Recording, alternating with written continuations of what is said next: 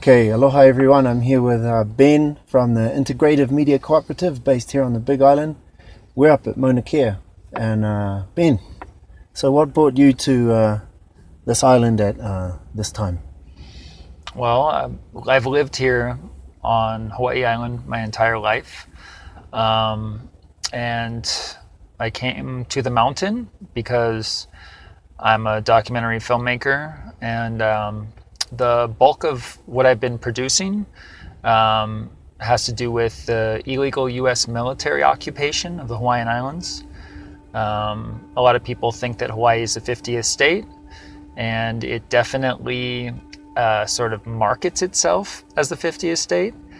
But legally speaking, which is very important when we're talking about governance, the rule of law is very important. And legally speaking, Hawaii, this territory of the Hawaiian Islands, was never annexed. There's no treaty of annexation. There's no treaty of cession. And you need those things to annex or cede territory from one country to another country. And the U.S., as you know, goes to war oftentimes under this claim that they're helping a country that's being occupied, or like in the Iraq and Kuwait first Gulf War that we had back in, I think that was in the 80s, right? With the original George H.W. Bush. Yeah.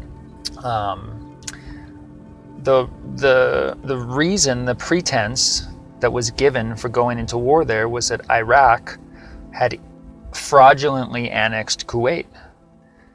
And when we look at how Iraq did that, they went into Kuwait,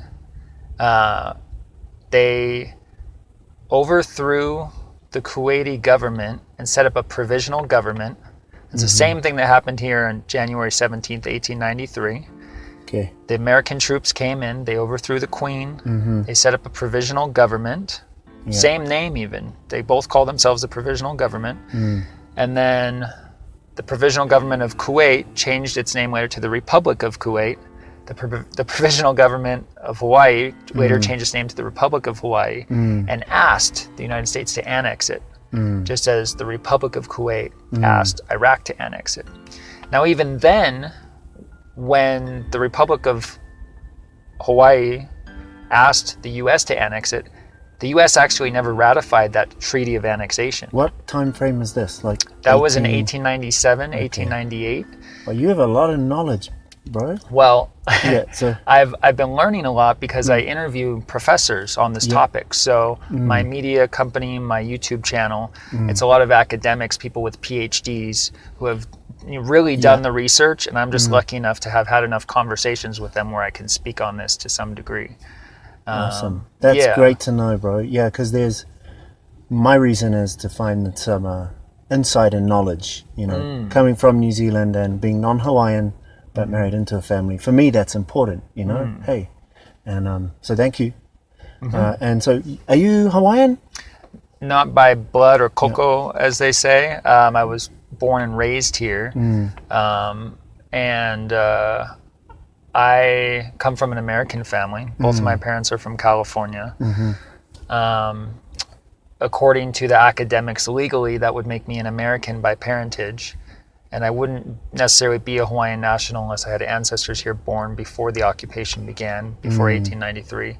But being born and raised here still gives me a sense of connection to this place, this land, this culture, this people, which is a very beautiful, rich culture, history, and of course, place that we live. And I've also, I don't like bullies.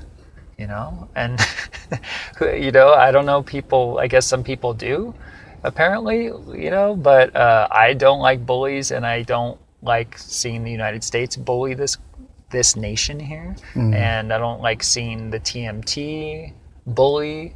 And so to me, it's just about standing up against bullies and standing up for people whose rights are not being acknowledged, whose human rights are being treated as if they don't matter. People that are told they can't practice their culture, that being Hawaiian is only something in a museum or something, or a luau, but when they actually practice authentic culture, apparently that's not okay anymore. Yeah. And so it's about human rights and dignity and having the freedom to practice culture and